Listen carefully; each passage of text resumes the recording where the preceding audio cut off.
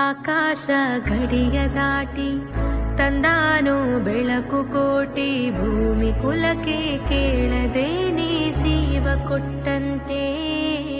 ಕಣ್ಣ ಕಾಯೋ ರೆಪ್ಪೆಗವನೇ ಕಾವಲಾದಂತೆ, ಮೋಡಾನ